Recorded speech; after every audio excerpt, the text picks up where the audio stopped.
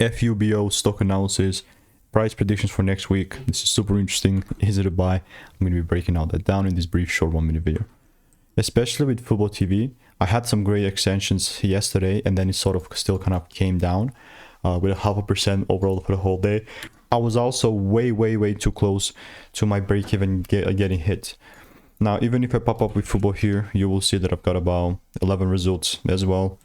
Without any proper confirmation, I'm not looking to take things further up, and this was not the confirmation that I wanted. So how is this going to look like? Well, when we open up next week, the first sign of bullishness is going to be the price breaking above $3.81.